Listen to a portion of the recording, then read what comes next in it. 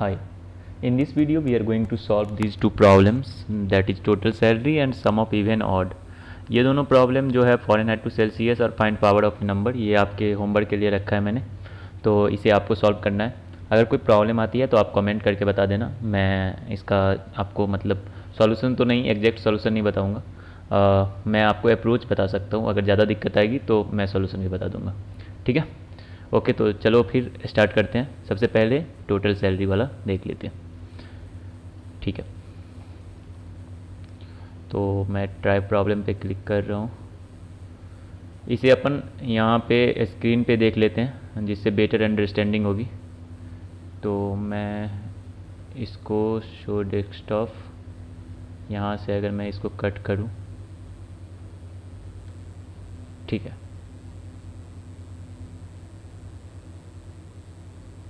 I think इतना ही नहीं मुझे करना है, मुझे पूरा कैप्चर करना है, क्योंकि ये पता चलना चाहिए कि क्या डेफिनेशन है सबका। तो मैं फिर से कर लेता हूँ इसको, ठीक है, अब सही है। तो इसको लेके मैं यहाँ पे आ गया, थोड़ा सा जूम कर लेते हैं इसको, ठीक है। Okay, so first of all let's understand the problem, कि प्रॉब्लम कहना क्या चाह रहा है। तो सबसे पहले यहाँ पे प्रॉब्लम को रीड आउट करना है अच्छे से, तो मैं पढ़ता हूँ और समझाता भी हूँ कि कहना क्या चाहता है इसमें। Ninja just got an offer letter from a reputable company. The company sent him an offer letter along with the salary bifurcation. तो बेसिकली जो आपको इन हैंड सैलरी मिलती है, जो भी इन हैंड सैलरी मिलती है किसी भी कंपनी में, ठीक है, वो पूरा मतलब डायरेक्ट वो पूरा सैलरी नहीं रहता है, टोटल सैलरी आपका नहीं रहता, वो बाइफरकेट करके रहता है। उसमें बेसिक सैलरी रहता है, अलाउंस रहता है, फिर उसके बाद आपका पीएफ जो कटना होता है वो कटता है, उसके बाद एचआरए है, डीए है। तो ये सब कुछ मिला के जो आता है वो होता है आपका टोटल सैलरी, ठीक है। तो बेसिकली अपन को करना क्या है, कुछ कंडीशंस दिया होगा इस क्वेश्चंस में, ये वाले क्वेश्चन में, और उस कंडीशन के आधार पे अपन को टोटल सैलरी फाइंड आउट करना है। और इसने बेसिक सैलरी दे रखा है और एक चीज़ और दे रखा है जिसके आधार पे हम लोग अलाउंस निकाल सकते हैं। तो सबसे पहले पूरा मैं इसको पढ़ के एक बार दिखा देता हूँ। Indian bifurcation total salary was not mentioned but instead of basic salary and an upper case character representing the grade was mentioned. दो चीज़ हम लोग को यूजर से मिल रहा है। एक तो आपको मिल रहा है कि बेसिक सैलरी क्या है, जो भी बंदे को, जिस भी बंदे को जॉब मिला है उसका बेसिक सैलरी ये दे रहा है यहाँ से, ठीक है। Second thing we are getting is कि यहाँ पे उसका ग्रेड क्या है, और ग्रेड के बेसिस पे आगे बताएगा ये, depending on which the total salary is calculated. इस दोनों फैक्टर पे हम लोग टोटल सैलरी को फाइंड आउट कर रहे होंगे, टोटल सैलरी को फाइंड आउट कर रहे होंगे, ठीक है। तो यहाँ तक आई होप कि आपको समझ में आ गया होगा। तो उसके बाद क्या बोल रहा है, help Ninja in calculating is total salary where the total salary is defined as. Total salary का एक फॉर्मूला यहाँ पे दिया हुआ है, total salary is equal to basic plus HRA plus DA plus allowance minus PF, ठीक है। तो ये टोटल सैलरी का पूरा फॉर्मूला दिया हुआ है, और इसमें जो टर्म्स यूज हुए हैं जैसे एचआरए का मतलब क्या है, 20% ऑफ बेसिक्स। दैट मीन्स 20% का क्या मतलब हो गया, 20/100 मल्टीप्लाई बाई बेसिक सैलरी, ठीक है। बेसिक सैलरी का 20/100, तो ये हो गया एक एचआरए। वैसे ही डीए क्या है, 50/100 मल्टीप्लाई बाई बेसिक सैलरी। वैसे अलाउंस में जो है ये 3 कंडीशन दिया हुआ है। अलाउंस आपका 1700 होगा अगर आपकी ग्रेड ए है, 1500 होगी आपकी अलाउंस अगर आपकी ग्रेड बी है, और अदर केसेस में तीसरा जो केस है वो है, बोल रहा है कि अगर ग्रेड आपका सी है या फिर कोई अदर कैरेक्टर है तो आपका अलाउंस जो है वो 1300 रहने वाला है, ठीक है। तो ये 5 टर्म्स आपको आई थिंक कि समझ में आ गया होगा। उसके बाद एक बचता है पीएफ जो है आपका 11/100 मल्टीप्लाई बाय आपका जो भी बेसिक सैलरी है वो है। तो हम लोगों ने ये पांचों चीज़ देख लिया है, ठीक है। तो अब फाइंड करते हैं कि टोटल सैलरी निकालेंगे कैसे। तो अगर मुझे टोटल सैलरी सपोज कर लेते हैं, एक एग्जांपल लेके समझते हैं कि आपके पास 10,000 आपका बेसिक सैलरी है, जो कि बहुत कम है, खैर। तो 10,000 जो है आपका बेसिक सैलरी है, सपोज कर लेते हैं, ठीक है, 10,000 आपका बेसिक सैलरी है और आपका ग्रेड मान लेते हैं, आपका जो ग्रेड है वो ए दिया हुआ है। ठीक, तो 10,000 बेसिक सैलरी हो गया, आपका ग्रेड ए दिया हुआ है और मुझे क्या फाइंड आउट करना है, मुझे फाइंड आउट करना है total salary, total salary find out करना है। तो टोटल सैलरी का जो फॉर्मूला था वो क्या था, सबसे पहले तो बेसिक सैलरी आपको, उसके बाद क्या था HRA, उसके बाद DA प्लस अलाउंस और माइनस PF, ये फॉर्मूला था। ठीक है, तो मैं इस पर इम्प्लीमेंट करता हूँ इसको। तो बेसिक सैलरी जो है अपना वो कितना है 10,000 प्लस HRA जो भी था वो था आई थिंक 20% ऑफ। 20% का मतलब कितना हो गया, 20% को आप लिख सकते हो 20/100 मल्टीप्लाई बाई 10,000। ठीक है, DA जो है वो है था 50%, या फिर अगर ये दोनों अपोजिट भी है तो कोई दिक्कत नहीं है, दोनों को यहाँ लिख सकते हैं हम लोग, कोई दिक्कत नहीं है, multiply by 10,000 plus allowance. Allowance A grade वालों के लिए जो अलाउंस था वो था 1700। ठीक है, तो हम लोग कर रहे हैं यहाँ पे 1700 को प्लस कर दे रहे हैं, माइनस में 11/100 मल्टीप्लाई बाई बेसिक सैलरी जो है अपने पास 10,000। ठीक है, तो ये अपने पास निकलने वाला है जो भी टोटल सैलरी इसका आ जाए।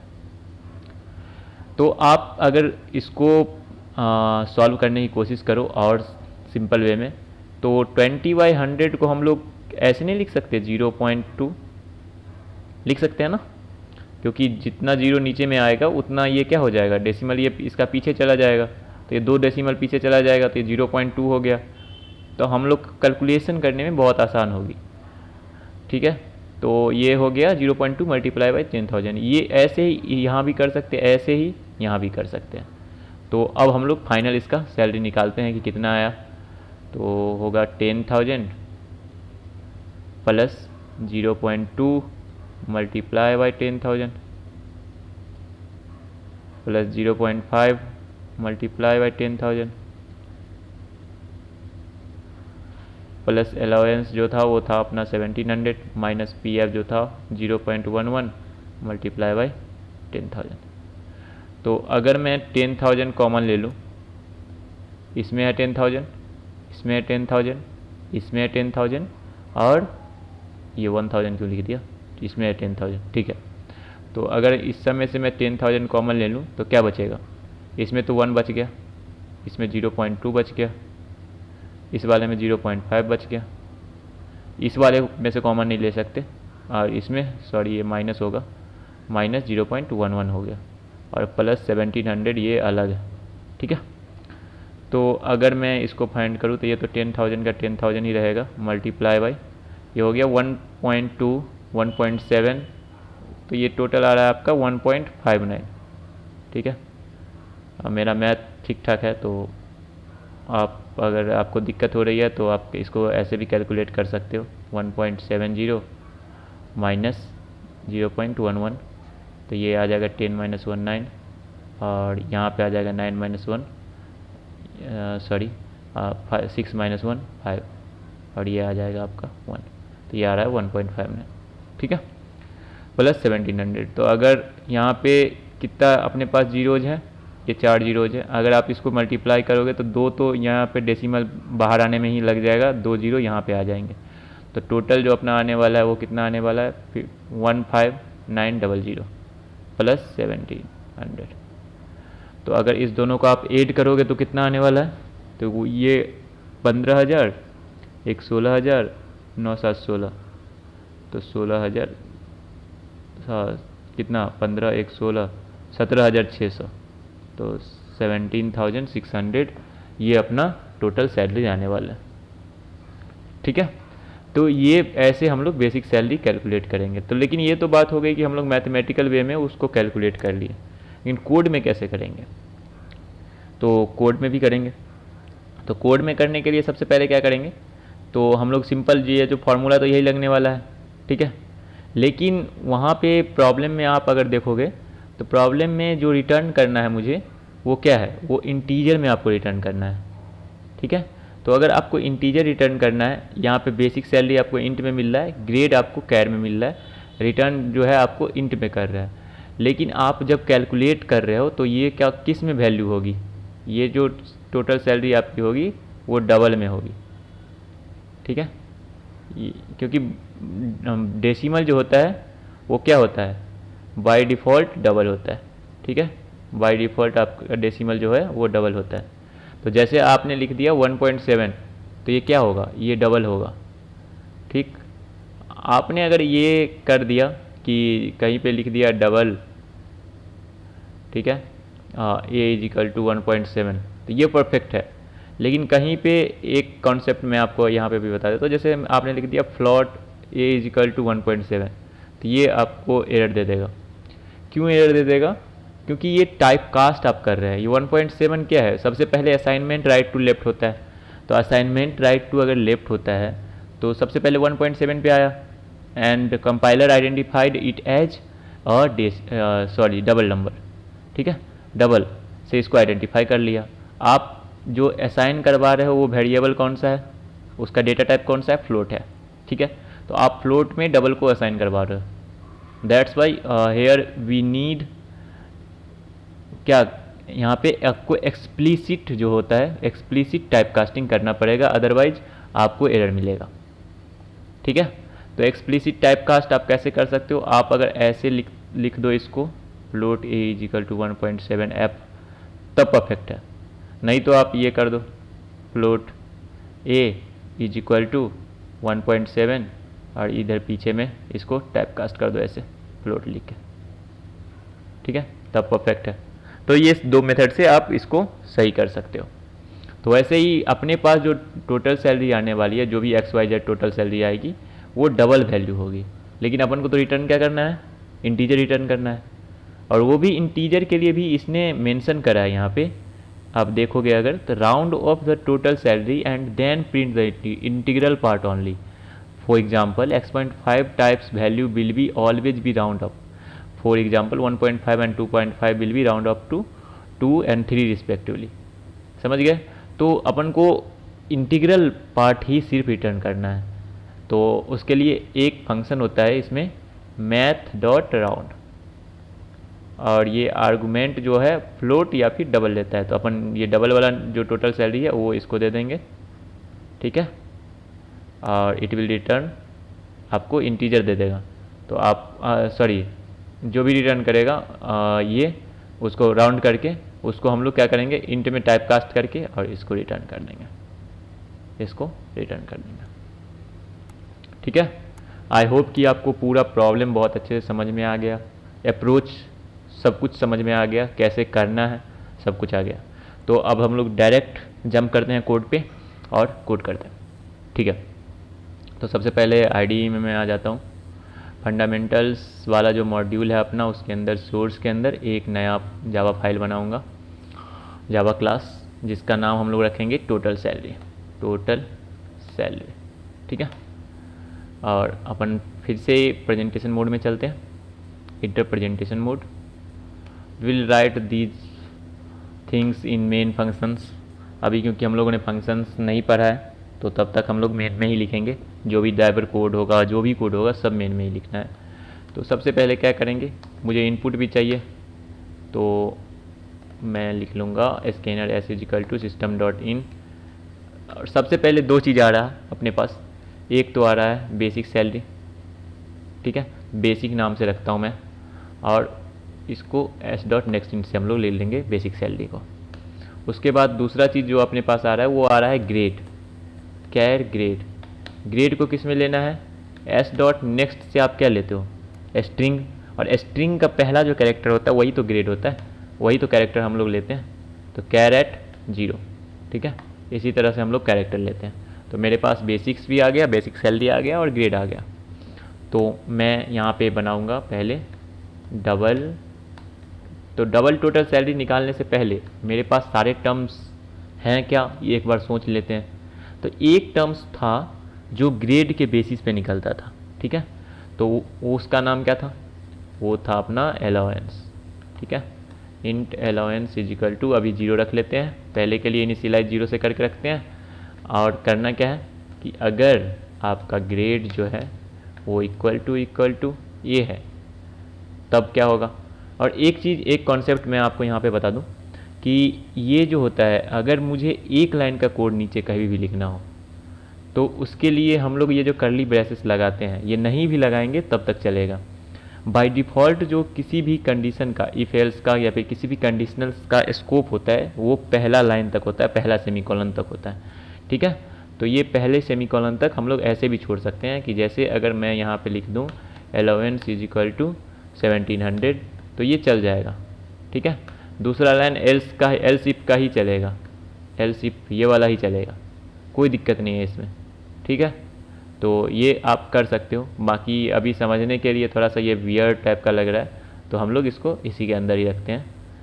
एल्स इफ में क्या करेंगे, ग्रेड क्या हो सकता है, ग्रेड हो सकता है अपने पास बी। इस केस में हम लोग क्या करने वाले हैं, बी वाले केस में अलाउंस जो अपना होने वाला है वो होने वाला है आपका 1500। ठीक है, और थर्ड जो केस है वो है एल्स का केस। इस केस में अपना अलाउंस जो होने वाला है वो होने वाला है 1300। ठीक है, एल्स वाले केस में दो चीज़ हैंडल होती है, एक तो पहले कि आपका अलाउंस कुछ भी हो, मतलब कैरेक्टर कुछ भी हो सकता है, सी के अलावा, सी भी हो सकता है, सी के अलावा कुछ भी हो सकता है, तब भी आपका अलाउंस जो है 1300 होने वाला है। ठीक है, अब अपने पास सारा चीज़ है। एक अलाउंस ही थी जो हम लोग ग्रेड के बेसिस पे निकाल रहे थे, इसलिए हम लोगों ने उसको पहले निकाल के रख लिया।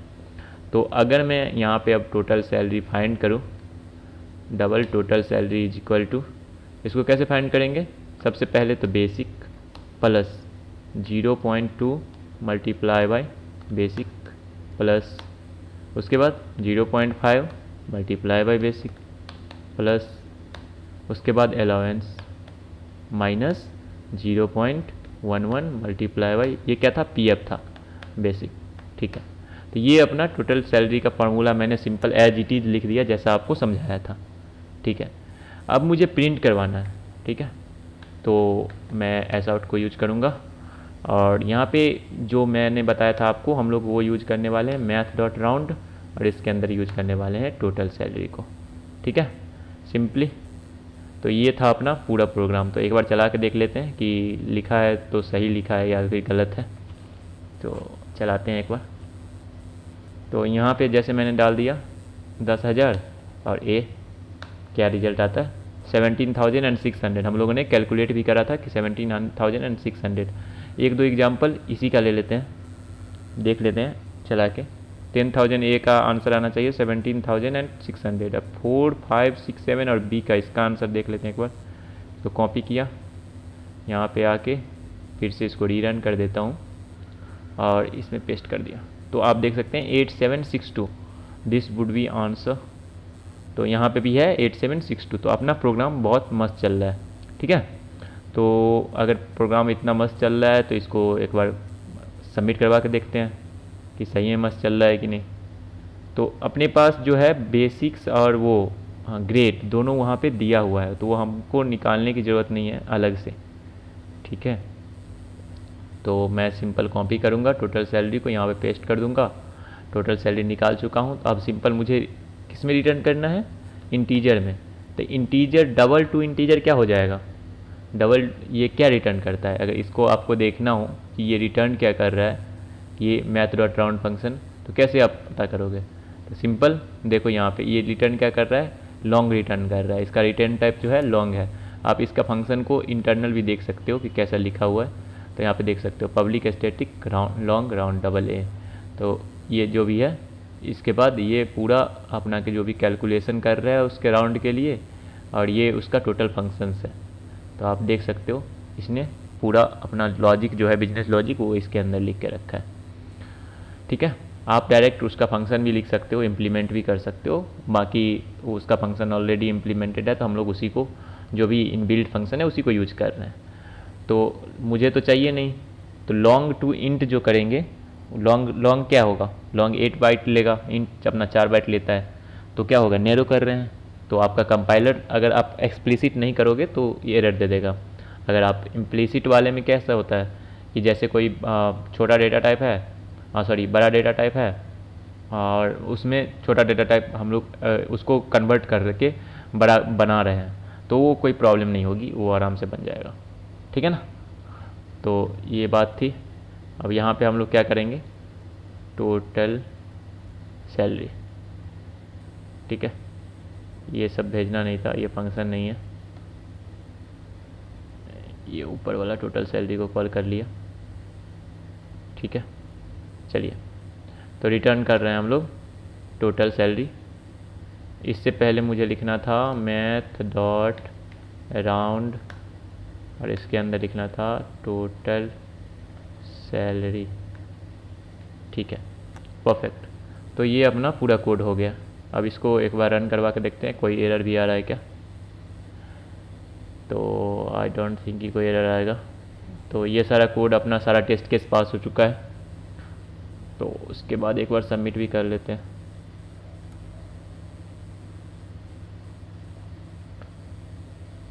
ठीक है, तो सबमिट करने के बाद भी अपना जो है सबमिट हो गया है और सारा कोड सब कुछ सही आ गया है। तो हम लोग ने मतलब सक्सेसफुल बहुत अच्छे से कोड लिख लिया, तो इसका परफेक्ट आंसर है। तो आप देख भी सकते हैं कि इंटरनल जो भी था हिडन टेस्ट केसेस थे वो सारे भी पास हो चुके हैं।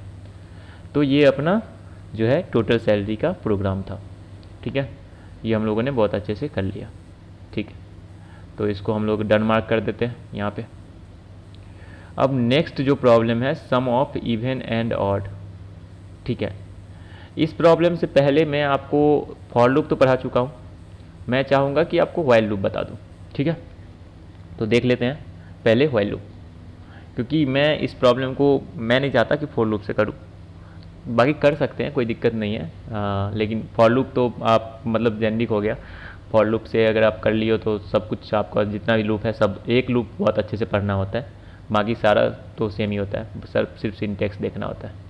ठीक है, तो अगर मैं आपको इसका सिंटैक्स बताऊं, व्हाइल लूप का जो सिंटैक्स होता है व्हाइल एक्सप्रेशन, और इसके अंदर जो आ जाता है वो आपका बॉडी आ जाता है। ठीक है, तो ये एक्सप्रेशन जो है बेसिकली ज़्यादातर हम लोग यूज करते हैं एज कंडीशन, इसीलिए हम लोग यहाँ पे कंडीशन भी लिख देते हैं।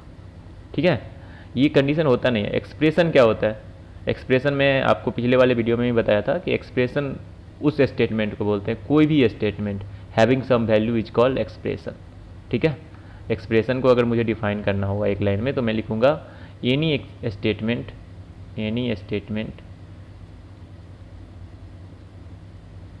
हैविंग सम वैल्यू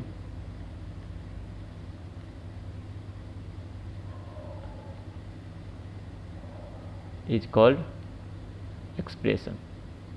अब इसका क्या मतलब हुआ, जैसे यहाँ पे अगर आप प्रिंट ऐप भी लिखोगे ना तो वो भी एक एक्सप्रेशन होता है, क्योंकि प्रिंट ऐप जैसे अगर आपने कर दिया प्रिंट, सॉरी ऐप नहीं, वो तो सी में चलता है, जैसे प्रिंट आपने कर दिया सूरज।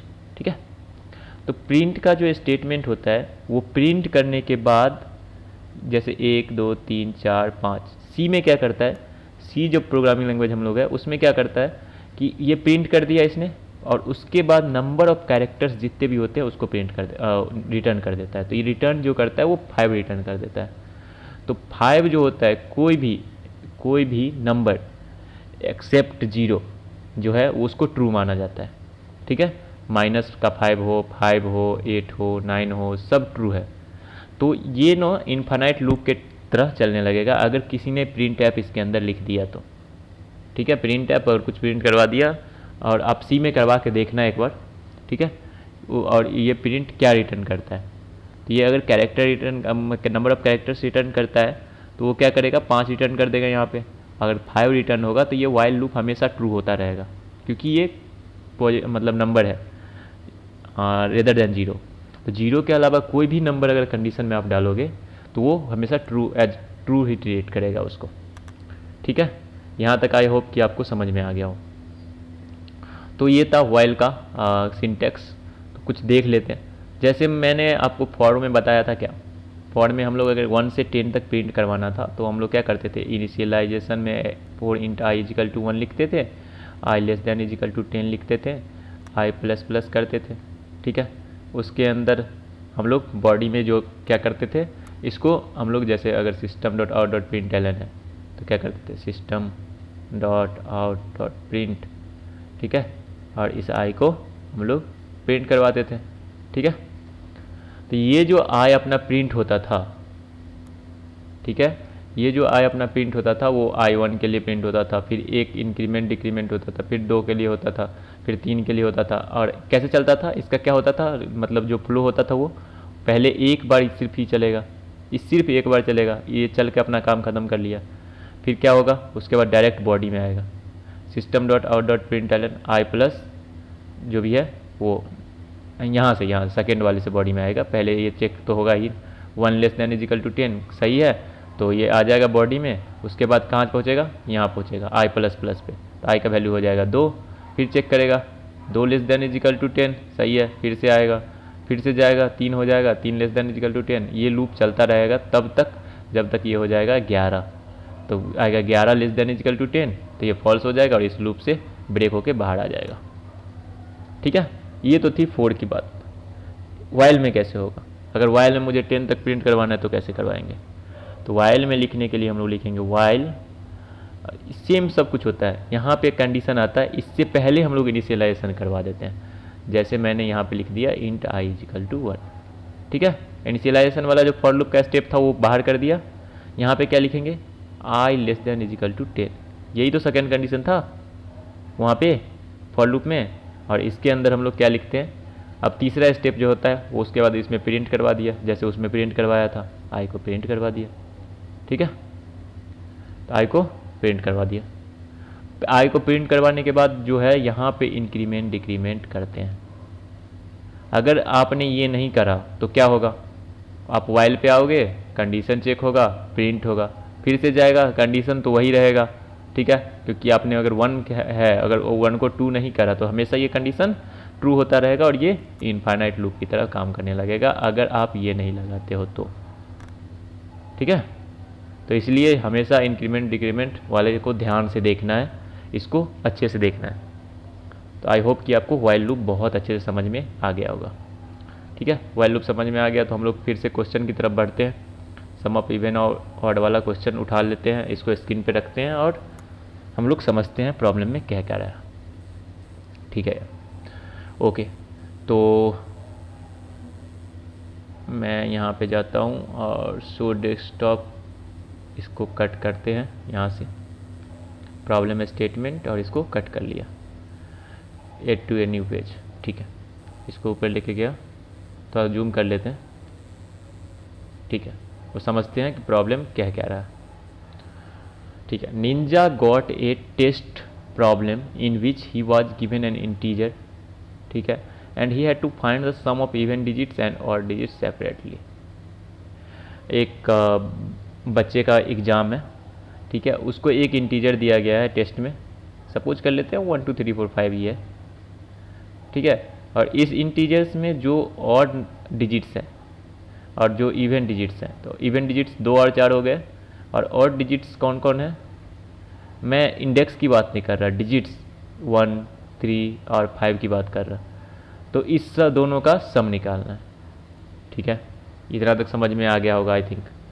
Ninja is very weak in studies, बेचारा बहुत कमज़ोर है मेरी तरह, didn't know much about odd and even concepts, ठीक है, but he said if he got the solution he can easily understand the concept of even and odd very clearly on his on.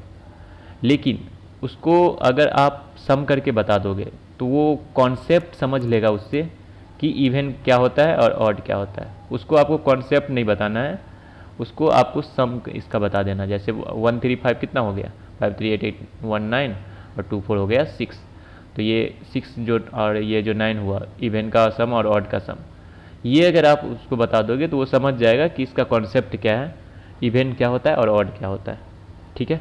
तो यही find out करना है। Ninja ask for the help to find the solution, can you help Ninja out, ठीक है। जैसे इसने example भी दिया है, जैसे एक एग्जाम्पल हम लोग भी ले लेते हैं, इसी का एग्जाम्पल ले लेते हैं, 1 3 2 4 5 इसने एग्जाम्पल दिया, ठीक है। तो अब इसमें अब डिजिट पे मुझे सम फाइंड आउट करना है हर एक डिजिट का। तो सबसे पहले देखेंगे ये कौन सा डिजिट है, 1 हो गया, तो 1 क्या होगा, मैं दो वेरिएबल ले लेता हूँ, एक इवन नाम से एक ऑड नाम से, ठीक है। अभी बक्सा खाली रखते हैं दोनों का। जैसे 1 हुआ तो 1 क्या हो गया, इसको आइडेंटिफाई पहले करेंगे। तो आइडेंटिफाई कैसे करेंगे, ऑड है इवन है। अगर इसका मॉडुलस, मॉडुलस क्या देता है, हमेशा रिमाइंडर देता है। ये जो मॉडुलस का सिंबल है ये क्या देता है, रिमाइंडर देता है, ठीक है। तो अगर जैसे मैंने x मॉडुलस y लिखा तो x और को y से डिवाइड करने पे जो भी रिमाइंडर बचेगा, ठीक है, रिमाइंडर जो भी बचेगा x को y से डिवाइड करने पे वो ये देगा, ठीक है। आई होप कि ये मॉडुलस समझ में आ गया होगा। तो जैसे 1 है तो 1 को आइडेंटिफाई अगर करूँ मैं तो 1 मॉडुलस 2 करने पे अगर ये 0 देता है, किसी भी नंबर को अगर आप मॉडुलस 2 करोगे, अगर 2 से वो पूरा पूरा कट जाता है तो वो इवन नंबर होगा, अदरवाइज ऑड नंबर होगा। तो यहाँ पे तो ये नहीं कट रहा तो ये क्या हो गया, ये ऑड हो गया। तो 1 जो है अपना वो क्या है, ऑड नंबर है, तो उसको हम लोग ऑड में ऐड कर देंगे 1। फिर से 3 को चेक करते हैं, 3 मॉडुलस 2, ये 1 रिजल्ट रिटर्न कर रहा है। तो 1 अगर रिटर्न कर रहा है तो क्या होगा, ये तो 0 तो नहीं हुआ, तो ये भी ऑड हो गया। तो 1 प्लस ये 3 भी आ गया इसी में, ठीक है। उसके बाद 2 को चेक करते हैं, 2 मॉडुलस 2 जब आप कीजिएगा तो ये क्या देगा, 0 दे देगा आपको। तो ये क्या हो गया, इवन हो गया। तो आपको इसको इवन वाले बक्से में ऐड कर देना है, ठीक है। उसके बाद जो है अपने पास 4 है, तो अगर आप 4 मॉडुलस 2 करोगे तो ये भी 0 दे देगा आपको, तो इस 4 को भी इवन वाले बक्से में ऐड कर दूंगा। 5 मॉडुलस 2 जब आप करोगे, 5 मॉडुलस 2 करोगे तो ये 1 दे देगा, तो ये ऑड हो गया, तो इसको हम लोग ये ऑड वाले बक्से में ऐड कर देंगे। तो जो इवन वाला बक्सा अपना दे रहा है वो 6 दे रहा है और ऑड वाला बक्सा अपना 9 दे रहा है। तो आई होप कि आपको ये दोनों समझ में आ गया, ठीक है। यहाँ तक तो समझ में आ गया, लेकिन ये डिजिट बाई डिजिट हम लोग जाएंगे कैसे, ठीक है। तो इसी के लिए हम लोग जो है एक कॉन्सेप्ट होता है, अभी जैसे मॉडुलस का आपको कॉन्सेप्ट बताया। तो जैसे कोई सा भी नंबर है 1 2 3 4 5 हो, 110 हो, 127 हो, 137 हो, ठीक है, 1115 हो, ठीक है, कोई सा भी नंबर हो। जैसे इसमें अगर मैं मॉडुलस 10 करूँ तो क्या रिटर्न आएगा।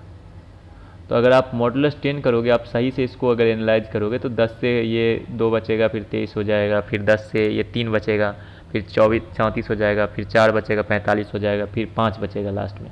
तो ये अपना रिमाइंडर होने वाला है। तो ये जो ना आप 1 2 करके और देखोगे, अगर जैसे इसमें करोगे अगर 10 से आप, तो आपको ये जो नंबर रिटर्न करने वाला है ये आपको 0 रिटर्न करेगा, ठीक है। अगर इसको करोगे आप 10 से तो इसमें आपको 7 बचेगा। तो मैं कैसे लिख पा रहा हूँ ये, इसका एक ट्रिक होता है, ठीक है। आप अगर कैलकुलेट करना चाहो तो जैसे इसको कैलकुलेट करोगे तो क्या हो जाएगा, ये पूरा पूरा डिवाइड हो रहा है, इसमें अगर करोगे कैलकुलेट तो 120 तो हो ही जाएगा ना, 12 से मल्टीपल करोगे तो इसको तो 7 बच रहा है, ठीक है। तो इसमें जो ये लास्ट डिजिट है, जितना जीरोज यहाँ पे रहेगा उतना डिजिट लास्ट से जो है ये निकाल के आपको दे देगा रिमाइंडर वाला। जैसे इसमें 1 0 है इसमें, तो 1 0 ये निकाल के लास्ट का दे दिया आपको, लास्ट डिजिट। इसमें क्या है, 1 0 है तो इसने लास्ट से आपको 7 उठा के दे दिया। अगर इसी केस को 127 को ही आप अगर 100 से करते तो आप अकॉर्डिंग टू जो मैंने आपको लॉजिक बताया उसके हिसाब से क्या रिटर्न करना चाहिए, ये 27 रिटर्न करना चाहिए, और रिटर्न करेगा ये। 100 को अगर इससे करोगे तो ये 27 ही रिटर्न करता है। अगर मैं 1 2 3 4 5 को अगर 100 से करूं तो ये क्या रिटर्न करेगा, 4 5 रिटर्न करेगा, आपको 80 बात है, ठीक है। ये तो हो गया कि हम लोग अगर लास्ट डिजिट निकालना हुआ किसी डिजिट का तो हम लोग 10 से उसका मॉडुलस ले लेंगे। लेकिन जो आपने वाइल लूप में बताया था, आपको जो बताया था कि इंक्रीमेंट डिक्रीमेंट वाला अगर पार्ट ना हो तो ये तो इन्फिनिट लूप हो जाएगा। तो अगर मैं 5 को काउंट भी कर रहा तो हर एक बार तो 5 को ही मैं कंसीडर करता रहूँगा अगर मैं इसमें कुछ करता नहीं हूँ तो, ठीक है। तो उसको करने के लिए हम लोग क्या करेंगे, तो मॉडुलस के साथ ना हमेशा मॉडुलस जो है अपने साथ लाता है डिवाइजर, ठीक है। तो जैसे मैं x y z ये अगर 3 डिजिट है मैं सिंगल सिंगल डिजिट मानता हूँ जो कि 0 से 9 तक है। ये भी 0 से 9 तक है, ये भी 0 से 9 तक है, ये 1 to 9 है, ये 0 to 9 नहीं मानते, ठीक है। तो अगर ये तीनों डिजिट 0 से मतलब ऐसे कुछ कोई नंबर है, नंबर से लेते हैं, बेटर अंडरस्टैंडिंग होगी आपकी। जैसे लेते हैं 314 मल्टीप्लाई मॉडुलस 10 करा तो इसने 4 दे दिया। अब मैं क्या चाहता हूँ कि ये 4 अब हट जाए, ये जो 4 है ये अब रिमूव हो जाए यहाँ से। मैं अब 31 पे काम करना चाहता हूँ क्योंकि मैंने 4 का देख लिया, ये इसको अब मैं चेक कर लूँगा। ये 4 निकाल लिया मैंने, अब मैं देख लूँगा इसको मॉडुलस करके, अगर 2 अगर ये 0 आता है तो 0 आ ही रहा है तो इसको मैं इवन वाले में ऐड कर दूँगा। ये मैं इतना तक मुझे समझ में आ गया, ठीक है। अब क्या करना है, तो ये क्या हो गया 31 पे अब मुझे बताना है कि 31 का क्या करें। तो 31 का क्या करने के लिए 31 कैसे निकालेंगे, उसके लिए सिंपल हम लोग क्या करेंगे, इसको डिवाइड कर दीजिए आप 10 से। तो एक डिजिट छोड़ के जो पीछे का डिजिट होगा वो बच जाएगा आपके पास, ये 31 आपके पास बच जाएगा। कैसे, आप करके देख लो। 10 या 30 करोगे, एक बचेगा, उस पर 4 डालोगे तो 14 हो जाएगा, और 10 को अगर 1 से लगाओगे, 1 से मल्टीप्लाई करोगे तो 10 हो जाएगा, और 4 आपका रिमाइंडर बच जाएगा। तो ये हो गया 31, ठीक है। ये आप 4-5 एग्जाम्पल मैं आपको लेके बता देता हूँ। जैसे वही एग्जाम्पल ले लेते हैं 1 2 3 4 5। अगर मैं इसको मॉडुलस करूँ 10 से तो ये तो 5 दे रहा है, और इसी को अगर आप डिवाइड करो 10 से, डिवाइड करो 10 से, तो ये आपको क्या दे देगा 1 2 3 4 दे देगा। आई होप कि आपको यहाँ तक बहुत अच्छे से समझ में आ गया, ठीक है। तो अगर सब कुछ समझ में आ गया है, लेकिन ये कब तक हम लोग ये वाइल वाला जो लूप है ये कब तक चलाएं, ये तो कंडीशन है। ये तो समझ में आ गया मुझे वाइल के अंदर में क्या करना है, ठीक है। जैसे मेरे पास कोई n एक नंबर है, तो क्या करेंगे हम लोग, अंदर में क्या कर रहे होंगे, सबसे पहले हम लोग जो कर रहे होंगे वो हम लोग क्या निकाल रहे होंगे, एक लास्ट डिजिट करके निकाल रहे हैं। तो अगर नंबर लॉन्ग है तो हम लोग लॉन्ग ही लेंगे, लास्ट डिजिट। और वो कैसे निकाल रहे होंगे हम लोग, n मॉडुलस 10 से, इससे मेरे पास लास्ट डिजिट आ जाएगा, ठीक है। अब ये जो लास्ट डिजिट आ गया, अब इस लास्ट डिजिट का करना क्या है, तो मुझे चेक करना है कि क्या ये लास्ट डिजिट ऑड है या फिर इवन है, ठीक है। अगर लास्ट डिजिट %2 मॉडुलस 2 अगर 0 होता है तो ये इवन हो गया, तो हम लोग इवन वाले में ऐड कर देंगे, even is equal to even plus ये जो लास्ट डिजिट था उसको भी ऐड कर देंगे, ठीक है। अगर एल्स वाले केस में हम लोग इसको ऑड वाले में कर देंगे। यहाँ तक आई होप कि क्लियर हो। उसके बाद जो ब्रेक वाला स्टेप था वो हम लोग इम्प्लीमेंट करेंगे। ब्रेक का स्टेप क्या होगा, अब तो n अब ख़त्म होने वाला है लूप का, ये लास्ट कर्ली ब्रेसेस ये वाला जो है, इससे पहले मुझे ब्रेक करना है, तो क्या कर देंगे, अब हम लोग n is equal to n/10 कर देंगे, जिससे क्या हो जाएगा, नंबर जो है उसका लास्ट डिजिट हट जाएगा। तो फिर से ये कहाँ पहुँच जाएगा, यहाँ पहुँच जाएगा इस कंडीशन पे, ठीक है। लेकिन यहाँ ये कब तक होगा, जैसे सबसे पहले अगर मैं बात करूँ 13241, जो यही एक नंबर है सपोज कर लेते हैं, तो सबसे पहले 1 चला गया, 4 चला गया, 2 चला गया, 3 चला गया, 1 चला गया, ठीक है। तो ये कब तक चेक करना है, 1 के बाद तो मुझे रुक जाना है ना, तो तब तक करना है जब तक नंबर जो है अपना ग्रेटर देन 0 है, जब तक नंबर आपका पॉजिटिव आ रहा है, ठीक है। तो ये अपना कंडीशन होने वाला है। अब हम लोग को कंडीशन समझ में आ गया है, कोड समझ में आ गया है, कैसे लिखना है वो सब कुछ समझ में आ गया है। तो हम लोग क्या करेंगे, सिंपली इसको कोड करने के लिए जा रहे हैं। चलिए जंप टू कोड। तो सबसे पहले यहाँ चलते हैं अपन, सबसे पहले इस पे कर लेते हैं, फिर वहाँ पे जाएंगे, एग्जिट करते हैं प्रेजेंटेशन मोड, प्रोजेक्ट में चलते हैं, फंडामेंटल्स के अंदर सोर्स के अंदर एक न्यू जावा फाइल बनाते हैं, जिसका हम लोग नाम रखने वाले हैं even and odd digit some, even odd digit, ठीक है। और इसको फिर से हम लोग प्रेजेंटेशन मोड में चलते हैं ताकि बेटर अंडरस्टैंडिंग हो, बेटर दिखे, ठीक है। सबसे पहले तो स्कैनर क्लास का काम पड़ेगा ही, क्योंकि यहाँ पे तो कुछ बना हुआ नहीं है अपने पास, तो हम लोग यूजर से ही लेंगे। सबसे पहले क्या लेंगे, सिर्फ एक नंबर मिल रहा है, जो कि लॉन्ग मिल रहा है, लॉन्ग, और उस नंबर को n मानते हैं और ये हम लोग लेते हैं। ठीक है, नेक्स्ट लॉन्ग के लिए हम लोग के पास होता है नेक्स्ट लॉन्ग। ठीक है, ये नंबर अपने पास आ गया। अब चेक क्या करेंगे, सबसे पहले अब हम लोग क्या करते रहेंगे, वाइल n ग्रेटर देन 0, ये कंडीशन आपको बताया था क्यों लगाना है। ठीक है, तब तक कोड चलना चाहिए अपना, ये जो लूप चलना चाहिए। उसके अंदर हम लोग क्या करने वाले थे, लॉन्ग लास्ट डिजिट। ठीक है, लॉन्ग लास्ट डिजिट। अब लास्ट डिजिट में कैसे निकालेंगे हम लोग, सिंपल है, n को मॉडुलस कर दीजिए आप 10 से, आपके पास लास्ट डिजिट निकल के आ गया। ठीक है, अब जो लास्ट डिजिट है उसमें मुझे क्या चेक करना है कि अगर आपका लास्ट डिजिट ग्रेटर देन होता है 0 से, sorry, it should not be the condition, condition should be modulus 2 अगर 0 के बराबर होता है। तो अब अपन ने इसका रिजल्ट तो रखा ही नहीं है, तो मैं 2 रिजल्ट बना लेता हूँ। एक यहाँ पे जो क्वेश्चन में आप देखिएगा, बेसिकली ये जो बोल रहा है, ये बोल रहा है कि आप इंटीजर एक एरे बनाओ 2 साइज का, उसको रिटर्न कर दो।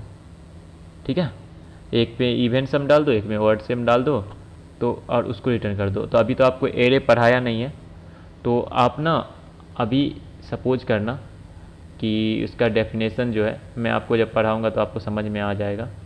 तो मैं ये RES नाम से एक बना लेता हूँ, 2 साइज का एक एरे बना लेता हूँ। सिंपल वेरिएबल्स का कलेक्शन होता है एक। ठीक है, हाँ, यहाँ पे साइज डालना होता है, तो मैं डाला था इसलिए वो एरर दे रहा था। ठीक है, तो ये 2 साइज का एरे होता है। तो ठीक है, ये हम लोगों ने बना दिया। तो अब इसके जो ये पहला पार्ट होगा उसको हम लोग इवन मानते हैं, दूसरे पार्ट को हम लोग ऑड मानेंगे। नहीं तो ऐसा करते हैं, ये कॉम्प्लेक्स थोड़ा लग रहा है, तो अभी के लिए हम लोग ऐसे रख लेते हैं, इवन सम, ठीक है, और ऑड सम, और दोनों को इक्वल टू 0, इसको भी इक्वल टू 0। ठीक है, ये दोनों हम लोगों ने कर लिया। लेकिन अगर लास्ट डिजिट जो है अपना ऑड इवन है, तो हम लोग इवन सम जो पहले था उसमें even sum plus last digit को कर देंगे। ठीक है, even sum plus last digit को कर देंगे, तो ये भी अपना लॉन्ग होना चाहिए। नहीं तो आप दूसरा ऑप्शन क्या है आपके पास, ये जो आ रहा है आप इसको इंट में टाइप कास्ट कर दो। तो हम लोग टाइप ही कास्ट कर लेते हैं अभी, क्योंकि मुझे नहीं लगता कि रिजल्ट जो अपना होने वाला है वो किस में होने वाला है, उतना बड़ा होने वाला है कि वो इंटीजर से बाहर के रेंज में चला जाए।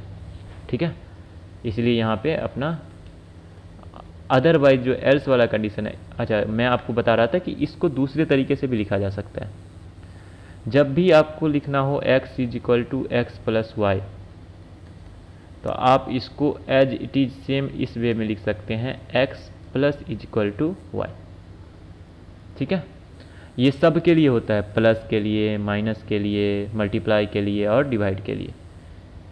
ठीक है, तो आप शॉर्ट में इसको लिख सकते हो। एल्स वाले कंडीशन में हम लोग क्या कर सकते हैं, अगर इवन नहीं है तो वो लास्ट डिजिट क्या होगा, ऑड होगा, और उस केस में हम लोग सिंपल करेंगे इंट, और यहाँ पे लिखेंगे ऑड सम, पहले का जो था उसमें मेरा वाला ये जो लास्ट डिजिट है वो ऐड कर दो। ठीक है, ये अपने पास ऑड सम और इवन सम का आ गया।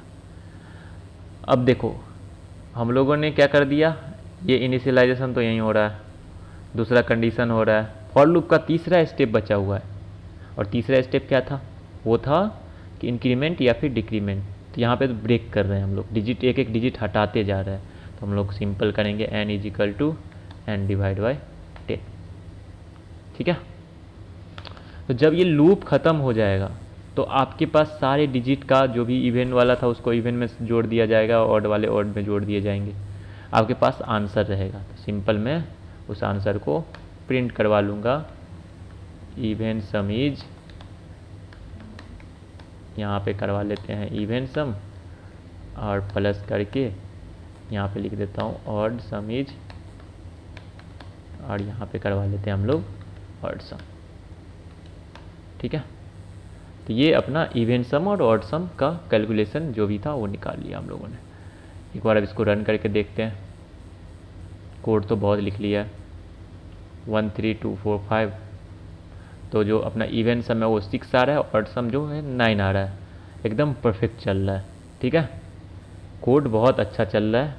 एक इसका एग्जांपल लेके चल देख लेते हैं। इसका वही एग्जांपल था 1 3 2 4 5। एक और एग्जांपल बता दो भैया। इसने बताया 1 2 3 4, तो इसका आंसर है 6 और 4। ठीक है, तो 1 2 3 4 अगर मैं डालूँ तो मेरा 6 और 4 आ रहा है कि नहीं, एक बार चेक कर लेते हैं। तो ये परफेक्ट है, even some is 6 and odd some is 4।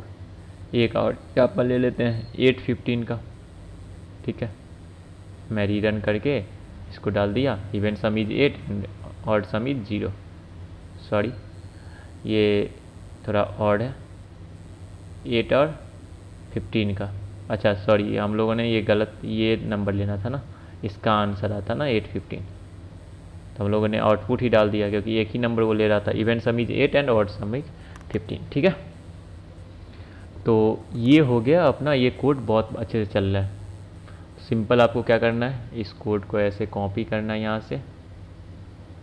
अपने पास सब कुछ दे रखा है उन्होंने, एन दे रखा है, इवन सम दे रखा है, तो एन को सिर्फ इन्होंने नम रखा है, तो हम लोग उसको चेंज कर देंगे। उसका नाम जो है, इसको हम लोग एन कर देते हैं। ठीक है, क्योंकि हम लोगों ने एन किया है यूज, तो हम लोगों ने यहाँ पे उसको एन कर दिया।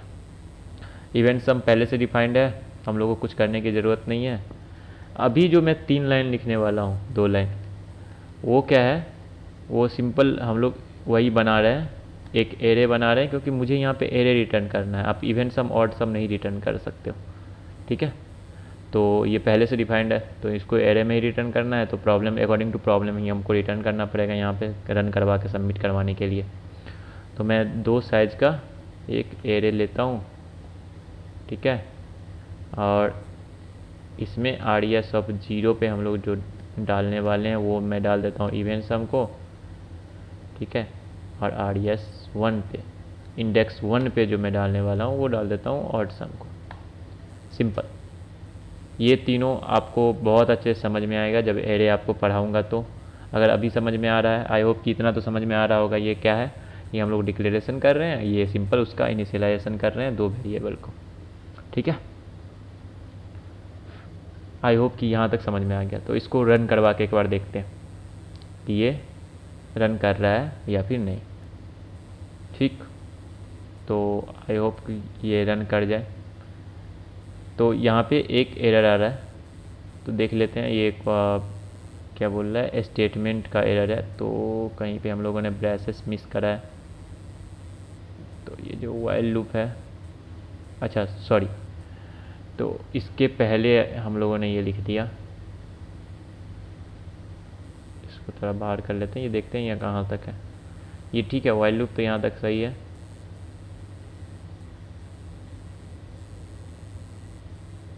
ये यहाँ तक सही है, ये यहाँ तक है। हम लोग यहाँ पे लिखे हैं। ठीक है, ई प्लस डिजिट, ये सही है क्या, ये भी सही है। ठीक है, एक बार और रन करवा के देखते हैं क्या एरर आ रहा है, कहाँ पे एरर आ रहा है।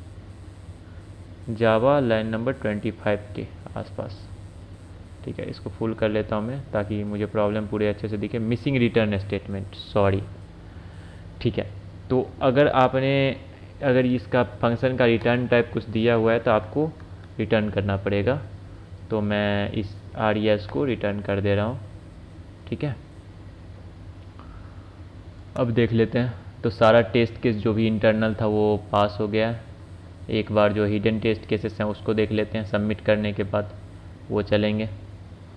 तो ये मेरे काले कारनामे दिख रहे होंगे आपको, ये कुछ गलत करा था। ठीक है, तो ये अपना सबमिट हो गया फाइनली, और सब ये सॉल्व हो गया।